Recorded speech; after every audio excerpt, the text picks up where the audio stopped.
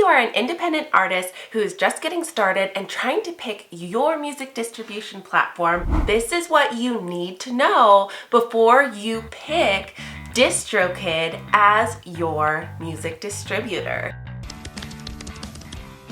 What's up, Music Meeples? My name is Kendra, and today we are talking about strategy for your music distribution, because in the game of music marketing, strategy is everything. Let's get into it. As a beginner, one of the first things you need to do as an independent musician is pick your music distributor. And honestly, it can be a little bit tricky to switch later on, so you want to make the right choice the first time. Let's talk today about one of those options, which is DistroKid. First, let's talk about the pros, the good things about DistroKid, and then stick around till the end because we're going to talk about some of the cons and things that you should know before you sign up. One of the best things about DistroKid is that it allows unlimited uploads. So if you have a lot of music that you want to upload, DistroKid is going to be a really good platform for you because there isn't a limit on the number of songs or albums you can distribute in a month, a week, or even a year. This is going to make things really cost effective if you are just getting started, because you can put out a ton of content without having to pay extra each time. I believe DistroKid was one of the very first platforms to do this method, and then later TuneCore sort of copied that method because they saw it's what people like. People don't want to have to pay for every single song. The second great thing about DistroKid is very fast turnaround for your distribution. Now, it is a little bit of a process to go through the form to fill in all of the metadata and make sure you have everything perfectly logged before you submit your song for distribution. But once you hit submit, it is super quick. Usually within 24 hours, your song will be live on Spotify, Apple Music, Amazon Music, and usually, I think there's like 250 different platforms that DistroKid will send your music to within 24 hours, which is amazing. If you need help knowing how to actually do that on DistroKid, I do have a separate tutorial that goes step by step through releasing a song on DistroKid. So if that's something you need, make sure you check that out. That takes us right into number 3, which is wide network for distribution. DistroKid, as I just said, distributes your songs to over 250 different music streaming platforms and stores, and that makes it so easy because you don't have to go into Spotify and then the next hour go into Apple Music and then the next hour go into this other streaming platform and then go into YouTube separately. It is going to distribute it worldwide with one click of a button, which is amazing. Number 4 is royalties. When you distribute with DistroKid, you get 100% of the royalties. If you are independently releasing your tracks, DistroKid is not going to take a cut of your streaming income. Now, if you are working with a label or if you are working with a manager and you are distributing through DistroKid, but you are working with someone else, that may be a different story. They may be taking a percentage of it, but DistroKid itself isn't going to take a percentage from your revenue. Number 5 reason why DistroKid is great is because it is affordable. They really do have some nice basic plans that start at a very low cost. If you want to see the most recent pricing plans, I do have a separate video on that as well. The number 6 reason why DistroKid might be the right fit for you is that it does have a lot of neat features that allow you to integrate your streaming with other platforms. So for example, YouTube. That's where I am an expert on helping musicians set up their official artist channels on YouTube. And DistroKid makes it so easy. I think it literally takes 30 seconds to sign up for an official artist channel through DistroKid. It is the quickest process and it is so seamless, and then it helps you integrate so that all of your revenue from your streaming of your songs on YouTube just gets paid out directly through DistroKid, which makes things so much easier. Another neat feature that DistroKid has is royalty splitting. So if you need to split the income with other people like the producers or other songwriters, there's an easy way within DistroKid to split those royalties so that certain amounts get to your account and certain amounts get paid out to the other artists or producers that you are working with. The number 7 pro for DistroKid is the analytics.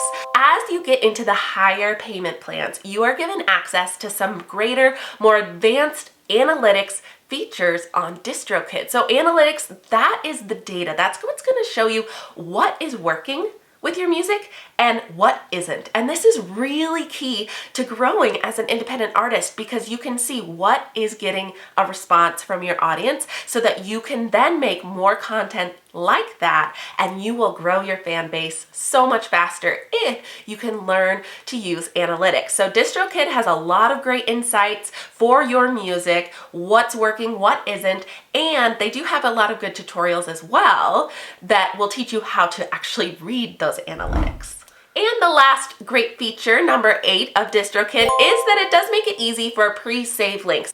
Now, this trend is kind of dying down a little bit. It used to be very popular to have a pre-save campaign. So you would advertise your release and you would provide a pre-save link so that people could go into Spotify and pre-save the song so that you would be notified once it is live. These days, a lot of people within the music marketing industry, especially for the independent artists, feel like this might just be kind of a waste of time. It's better just to let them know it's out there and let them listen right away. People are ready for instant gratification, so they don't want to pre-save something so they can listen to it next week.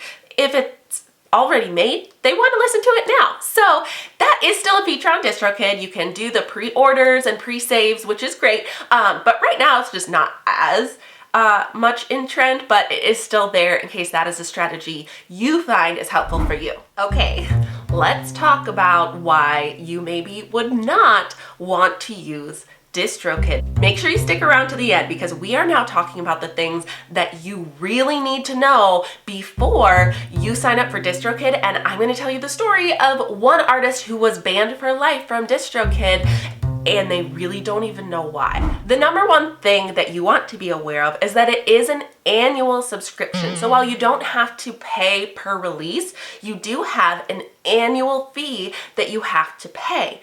If you don't pay the annual fee continually, then your music gets taken down. So you are basically committing to paying an annual fee for life because you pay your monthly fee and it continues to distribute your music and collect your royalties. If you aren't paying that monthly subscription fee, then they freeze your account because you're not paying for it anymore, but that means that you are not able to then get those royalties. So you are getting locked into a lifelong contract.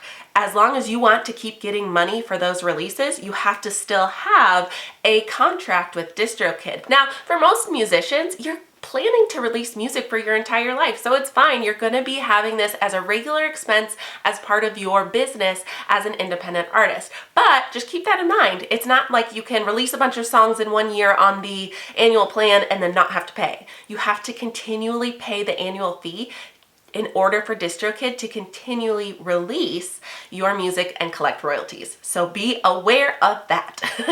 Number 2 thing you should know before you sign up is that there are going to be a lot of additional fees sort of hidden throughout. So yes, you get unlimited uploads, but there are certain features that often will have an additional fee with them. So traditionally things like that have been Shazam. If you want your song to be listed on Shazam, they have been known to charge an extra fee for that. Or if you want like iPhone Siri to recognize your song, then you might need to pay an additional fee for that. There are also different tools like a store maximizer. They're often redoing these, revamping all of the different tools, and often they will launch those at an upcharge from your annual subscription. So there are going to be some hidden fees in there. Number 3 reason why DistroKid may not be for you is that there's no physical distribution of your music. This is all digital. It is all online. You are going to get into 250 different stores, but DistroKid can't help you if you want your stores to be on the shelf in your local record store, or if you want it to be on the shelf in Barnes & Noble. I think they still have a music section. I need to check on that. If you want mechanical royalties by selling physical copies of your music, so CDs, vinyl, anything like that, then DistroKid will not be able to help you with that process. The number 4 thing to be aware of is that DistroKid does not have a great reputation for customer service. It can take a while for them to get back to you. They do have great representatives. You know, the individual people that work there are fabulous individuals, but they are often overwhelmed by the amount of people that need help. And so they rely a lot more on just sending you to link articles or to having like an AI chatbot. And it's hard to get really personalized help with a specific issue. And again, we're going to talk about that when we get to our story at the end of the artist who is banned from DistroKid for life. We'll get into that.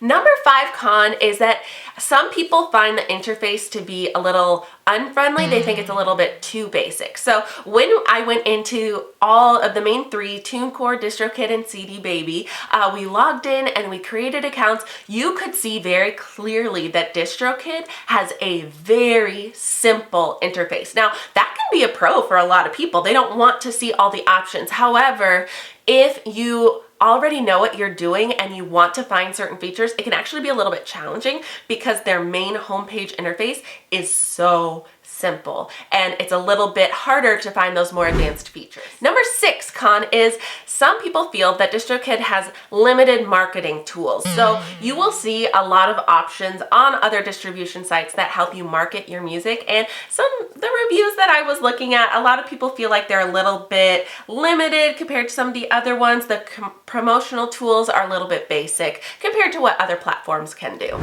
Number 7 goes back to that annual fee, remembering that it is always going to have you on an auto renewal. So if you are just getting started and you choose DistroKid and you release a few songs and then you link your credit card and you forget about it because life happens, you're still going to be charged year after year after year. And if you are not paying close attention, you could end up paying DistroKid a lot when you're not even using it. And the number 8 reason why DistroKid may not be for you is that it doesn't offer sync licensing. And so what that is if you want to get your music on TV or film, like you want to be featured on the next Netflix show, you have to have a very specific type of license for that, and DistroKid doesn't help with that licensing program. So just one of those features that they might not have that you're looking for. Okay, let's get into the story of the artist who absolutely hates DistroKid and why that is. You might have heard of Indie Music Academy. They are a wonderful YouTube channel that talks about all things music industry.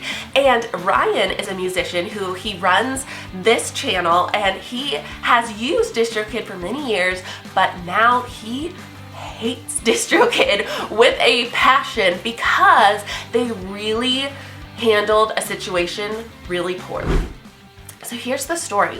Ryan was using DistroKid for years. I think it was 3 years that he said that he had been using DistroKid to continually release his music. One day, he submitted his release, like normal, of a completely original track, and he got an error message. It said, one or more of your releases has been rejected because of editorial discretion. So your songs, your releases are always going to go through just like a quick analysis, and I believe it's pretty much done by computers, but they might still have people actually going through and listening to the tracks and looking at it. But anyway, this editorial discretion is what gives it the go-ahead. That's why there's a little bit of lag time, like 24 hours before you submit and it actually gets released, because they need to review it to make sure that basically you're not trying to release someone else's song.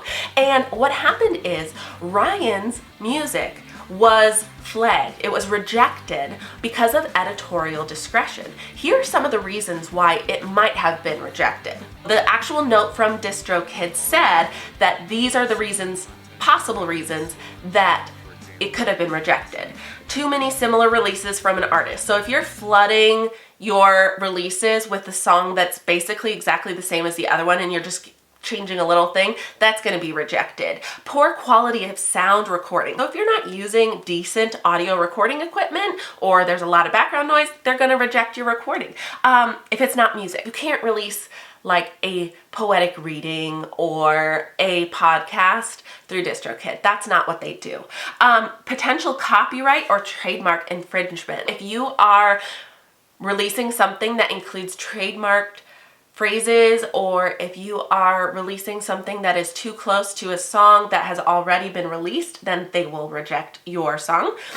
Poor quality artwork. If your artwork does not meet the guidelines, if it has text on it that is irrelevant or something like that, they will reject it. Or if there's something just too similar that's already in the library. So they give the example of like rain sounds and that sort of thing being reasons why they may reject your music. Now here's the scary part. Ryan didn't feel that his song met any of those. It was original music. It was completely owned by him. He used professional recording equipment and it was music. It fit everything. And so he reached out to DistroKid and he said, hey, I think this is wrong. And he appealed it, but they still rejected it. He reached out again and again and said, this is wrong. This is my music that I'm releasing. There's nothing wrong with it. And he just kept getting sort of an automatic bot response that said, sorry, it does not work. And here's the thing that's really terrible. They stopped accepting songs from Ryan from that point on. So it says stores are no longer accepting your music through DistroKid. So basically it froze his account and didn't allow him to release any more music. And yes, he could move to a different platform, but that is so much work. If you have been releasing music on a single platform for 3 years, it is going to take so much time to re-upload all of those tracks to a different distributor. He is angry and rightfully so, because this goes back to that con we were saying about customer service. It was just giving him an automatic reply. Someone wasn't going in and actually giving him a personal experience. The bots or whatever were just saying, nope, you're locked out now. It's too bad. Yeah, that is like a horror story, and you can see I'll actually link his video below so that you can hear him tell the story, but that is a major red flag, something that happened to one person using DistroKid. Now, with that said, these types of experiences can happen on all of the different distributors. I personally really enjoy DistroKid. It isn't what I use myself, but some of the artists that I work with do use DistroKid and have a fabulous experience with it. I don't want this story to scare you away from DistroKid. It's just something to be aware of, that you always want to make sure that you are having it prepared in the back of your mind that the music distribution process can be very challenging, especially as more and more AI are taking over the customer service. You might get stuck in something like this, so your best bet is choosing a music distributor that has really great customer service. So let's take a look at some of the other music distributors and talk about their pros and their cons.